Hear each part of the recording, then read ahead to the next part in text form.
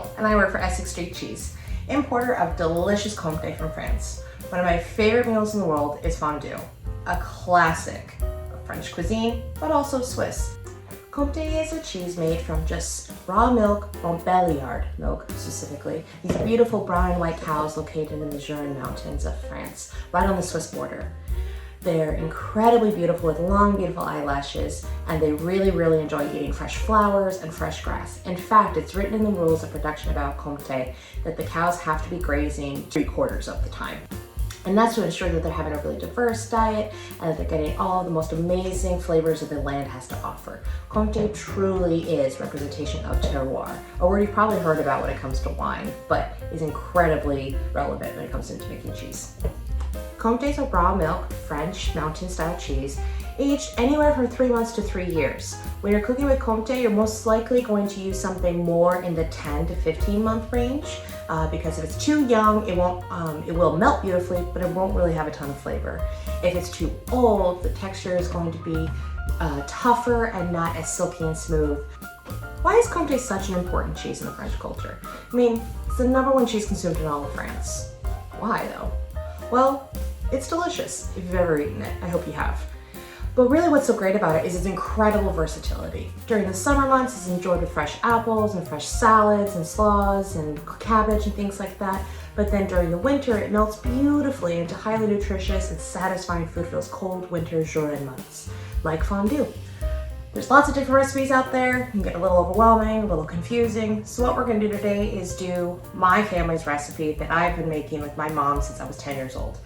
It's a little bit of a mix of the Swiss influence, but mostly heavy on the French. The cheeses we're gonna work with today is a ratio of your Comte as your main backbone, and then some sort of stretchy cheese, and then something with a little bit of funk. The Comte we're working with today is aged around 16 months. You have that perfect balance of really rich, really decadent flavors, well-rounded and incredibly comforting. You're gonna have that all shredded up. You're gonna work with a white wine, maybe like a Chenin Blanc or something, some simple unoaked Chardonnay. Some fresh lemon juice. A little bit of flour, not this much, but I always pour a little heavy just so that I have it available. We'll explain what we do with that in a little bit. Fresh garlic, fresh nutmeg, and fresh ground pepper. Really simple. We're gonna break it down for you today so it's not so overwhelming and you can nail it for you and your significant other, just alone, or any friends you have coming over during these winter cold months. So first we're gonna work with your cheese. The cheese I prefer to shred up. You could cube it, but I find that it melts better and more consistently when you shred it. Use a food processor, save your knuckles, but if you're really feeling, gutsy and ballsy, use a hand grater. What you're gonna do is dredge the cheese in flour. What that's going to help is while you're cooking it to keep it from separating or breaking with the oils and the fat and protein solids. It's going to create a much smoother consistency. Not a lot of flour, it's just enough to help with that smooth texture. The French would be like, oh non, on peut pas faire ça, c'est impossible, c'est une tragédie. But like the Swiss do it, and it seems to work really well for them. The Swiss are far more into a consistent final products, and so I am too.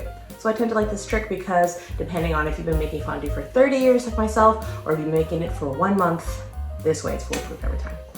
The trick my mom taught me is to take your cheese, put it in the colander, and then drizzle it with flour. Let all that excess flour fall into your sink, and that way you don't have too much flour in your pot.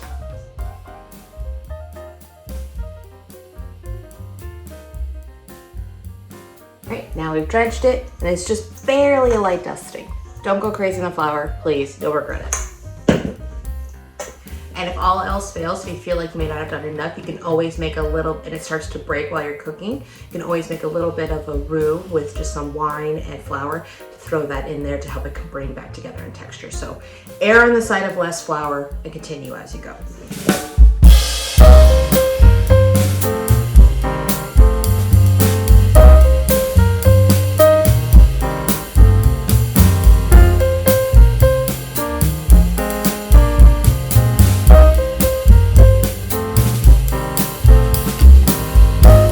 So now we're going to start our process.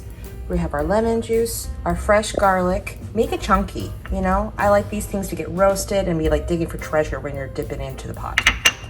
And then our white wine. We used about half the bottle, and the other half is for myself. So what we're going to do is turn our heat on our thermostat to about medium. We really don't want this to get too hot because we don't want the alcohol to burn off. And we don't want it to boil too rapidly. So we're gonna add our wine. Oh, isn't that a beautiful sound? Our garlic. And then our lemon juice. Wine is our base. Some people use chicken stocks and things like that. Wine is much more traditional and gives a really great sweetness to the fondue. Garlic for that allium flavor, and that lemon juice for a bit of acid to help with congealing the cheese together. We're gonna use a flat-edged spoon and just give it gentle stirs while this comes to a simmer. Really, I mean, just when it gets a little bit of froth at the top of the wine. You don't want it in a bubble or let alone a boil at all. At that point, they need to turn it down and kind of let it cool off. Otherwise, you're also gonna curdle the cheese, which is not really a good thing to do. So while you wait, cheers.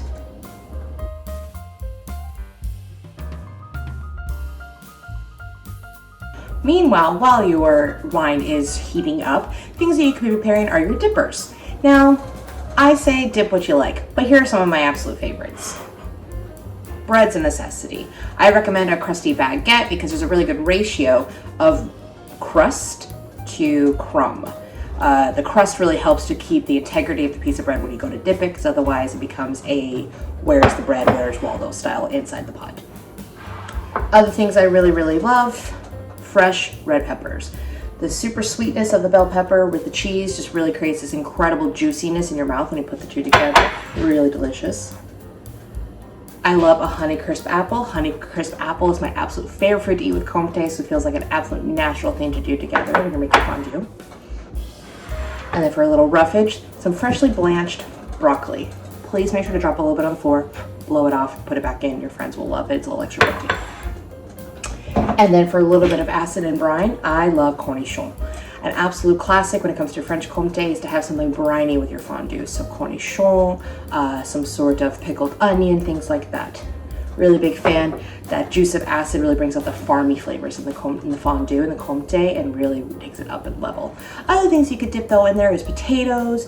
You could also dip in some different meats like summer sausages or different Black Forest hams, things like that with a little bit of smoke to them. Really, really delicious. And again, kind of like having your best sandwich in the world in your mouth on a fork. Pretty amazing. Can't go wrong, play around with it, but these are some of my favorites. Once you see that there's a little bit of bubbles starting to form like there and some foam around the edges, you're ready to start adding your cheese. Again, like I said, gradually 1 to 2 handfuls at a time, with then stirring, folding it in so that it starts melting so you don't get too clumpy and you get an even distribution of liquid to cheese.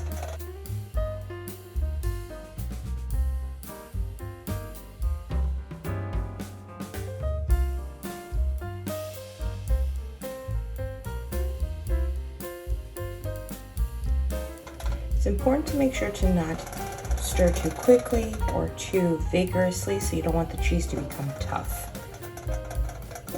Just so that you can help it melt, just helping the process. Once you've successfully melted all of the cheese and you've achieved this gorgeous silky texture, now it's time to transfer to your fondue pot. Make sure to light your fuel so that it's transferring to a warm environment and you can start eating immediately. Check out those garlic cloves. You're gonna wanna dig for those. Before we enjoy, we want to make sure we add some fresh nutmeg and fresh ground pepper.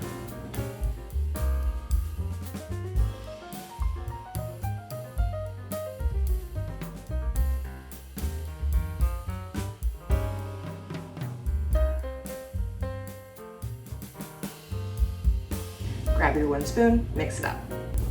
Grab your dippers, grab your wine, grab your cheese, and prepare to have the most delicious ooey gooey cheesy meal you've ever had. Thanks for watching and bon appetit.